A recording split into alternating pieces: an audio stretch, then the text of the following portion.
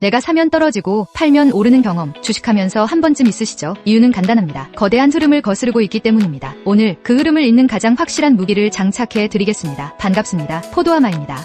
이런 엇박자가 나는 이유는 명확합니다. 시장의 위치를 모르니 감정에 휘둘리기 때문이죠. 하락장에서는 더 떨어질까봐 무서워서 저점 매수의 기회를 놓치고, 반대로 상승장이 오면 나만 뒤처질 것 같은 조바심에 결국 꼭대기에서 추격 매수를 하게 되는 거죠. 이런 현상이 반복되는 이유는 단순히 운이 없어서가 아닙니다. 시장의 거대한 흐름, 즉 추세를 잇는 눈이 아직 준비되지 않았기 때문입니다. 많은 투자자가 화려하고 복잡한 보조 지표나 매일 쏟아지는 자극적인 뉴스에 매몰되곤 합니다. 하지만 시장의 본질은 의외로 단순한 곳에 있습니다. 바로 돈의 방향성이죠. 오늘 제가 여러분께 전해드릴 이야기는 복잡한 수식이 아닙니다. 단 하나의 선, 즉 추세선만으로 시장의 거대한 돈의 흐름을 읽고 내 계좌를 우상향으로 돌려놓는 마법 같은 원리에 대해 말씀드리려 합니다. 오늘 영상을 끝까지 시청하신다면 여러분은 더 이상 뉴스에 일희일비하지 않게 될 것입니다. 내가 보유한 종목이 왜 떨어졌는지, 그리고 어디서 사야 가장 안전하고 높은 확률로 수익을 낼 수 있는지 스스로 판단할 수 있는 기준을 세우시게 될 겁니다. 자, 그럼 본격적으로 계좌가 살아나는 추세선의 비밀을 파헤쳐 보겠습니다. 우선 우리가 투자에 실패하는 근본적인 심리 기제부터 살펴볼 필요가 있습니다. 시장은 언제나 변동성을 동반합니다. 최근처럼 거시경제 지표가 불안정하고 지정학적 리스크가 산재한 상황에서는 더욱 그렇죠. 이런 환경에서 대다수의 개인 투자자는 방향성을 잃어버립니다. 오늘 아침 뉴스에 경기가 침체된다고 하면 겁에 질려 매도하고, 오후에 기술주가 반등한다고 하면 급하게 다시 매수 버튼을 누릅니다. 이런 현상을 우리는 노이즈에 휘둘린다고 표현합니다. 하지만 우리가 놓치고 있는 사실이 하나 있습니다. 우리가 스마트폰 화면을 보며 고민하는 그 순간에도 시장의 큰손이라 불리는 기관과 외국인 투자자들은 이미 철저하게 추세를 따라 기계적으로 대응하고 있다는 점입니다. 그들에게 매수와 매도는 감정의 영역이 아니라 정해진 궤도 안에서 움직이는 확률의 영역입니다. 한번 생각해보세요. 역사적으로 우상향해온 자산들, 예를 들어 미국의 S&P 500 지수나 국내 우량주들의 차트를 길게 늘려보면 어떤 공통점이 보이나요? 수많은 위기가 있었지만 특정 지점에서는 반드시 지지를 받고 다시 올라갔습니다. 이 지점들을 연결한 것이 바로 추세선입니다. 하락의 공포 속에서도 누군가는 그 선을 기준 삼아 여기가 저점이다 라고 판단하며 매수 물량을 받아냈다는 뜻이죠. 결국 투자의 성패는 남들이 보지 못하는 이 거대한 흐름의 선을 보느냐, 아니면 눈앞의 빨간불과 파란불에만 집중하느냐에서 갈립니다. 추세선은 단순한 선이 아니라 시장 참여자들이 합의한 가장 합리적인 가격의 경로입니다. 이 경로를 이해하지 못하고 시장에 뛰어드는 것은 지도 없이 망망대해를 항해하는 것과 같습니다. 이제 우리는 그 지도를 그리는 법을 배워야 합니다. 흔히 추세선을 기술적 분석의 도구라고만 생각합니다. 하지만 저는 추세선을 대중심리의 지도라고 정의하고 싶습니다. 차트 위에 저점과 저점을 연결해 선을 그어보세요. 그 선의 주가가 닿을 때마다 반등이 일어난다면 그것은 무엇을 의미할까요? 그 가격대에서는 이 정도면 충분히 싸다라고 생각하는 사람들이 압도적으로 많다는 뜻입니다. 시장은 수많은 사람의 욕망과 공포가 부딪히는 장소입니다. 그런데 신기하게도 그 수만 명의 생각이 일치하는 지점이 발생합니다. 적어도 이 선 아래로는 안 내려가겠지라는 믿음이 모여 강력한 지지선을 형성하고, 반대로 이 정도면 수익 실현을 해야겠다는 생각이 모여 저항선을 만듭니다. 즉, 추세선은 차트 위에 그려진 단순한 낙서가 아니라 시장 참여자들의 보이지 않는 약속인 셈입니다. 여기서 우리가 주목해야 할 점은 이 심리적 합의가 반복된다는 것입니다. 한번 지지받은 선은 다음에 다시 주가가 내려올 때 더 강한 지지력을 발휘하는 경향이 있습니다. 사람들은 과거의 기억을 투영하기 때문이죠. 지난번에도 여기서 반등했으니 이번에도 그럴 거야 라는 학습 효과가 매수세를 불러일으킵니다. 이것이 바로 추세가 한번 형성되면 쉽게 꺾이지 않고 관성을 가지는 이유입니다. 따라서 여러분이 추세선을 그을 때는 단순히 점을 잇는다는 생각보다 시장 참여자들이 어디서 안심하고 어디서 불안해하는지를 추적한다는 마음가짐을 가져야 합니다. 이 본질을 이해하면 차트가 살아 움직이는 생명체처럼 보이기 시작할 겁니다. 자, 그렇다면 이제 이 선이 언제 강력해지고 언제 신뢰할 수 있는지 더 깊이 들어가 보겠습니다. 많은 투자자가 흔히 하는 실수가 있습니다. 바로 추세선을 뚫고 올라가는 순간에만 집착한다는 것입니다. 이른바 돌파 매매죠. 물론 추세 돌파는 강력한 매수 신호가 될 수 있습니다. 하지만 문제는 가짜 돌파입니다. 추세선을 살짝 넘기는 듯 하다가 다시 급락하며 고점에 물리는 경우가 허다하죠. 왜 이런 일이 발생할까요?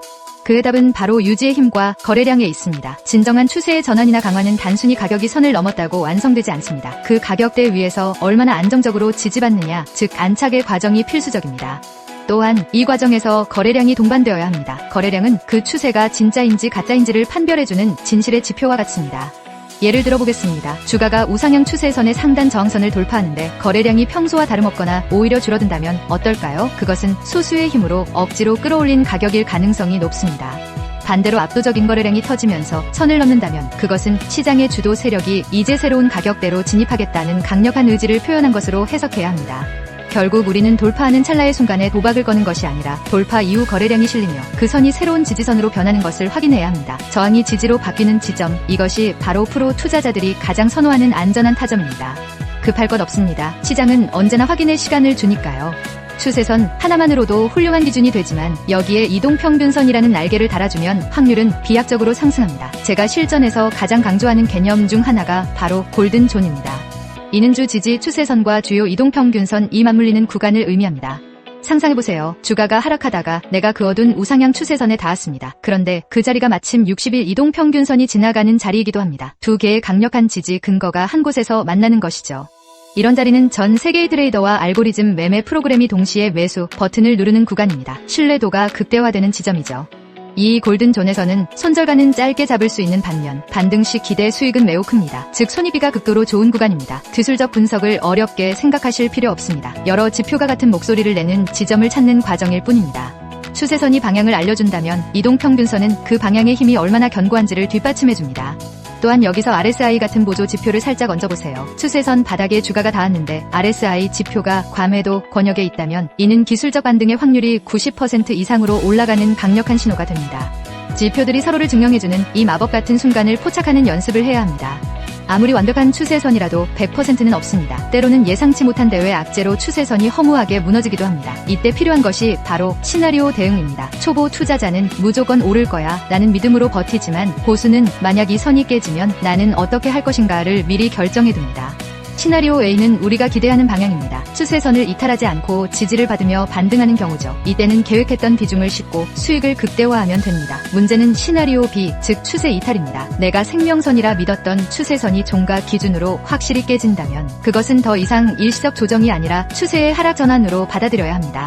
추세 이탈 시 가장 위험한 행동은 물타기입니다. 선이 깨졌으니 더 싸진 거 아니야? 라는 생각은 하락 추세의 가속화에 내 계좌를 던지는 꼴입니다. 추세선 이탈은 시장 참여자들의 심리적 합의가 깨졌음을 의미합니다.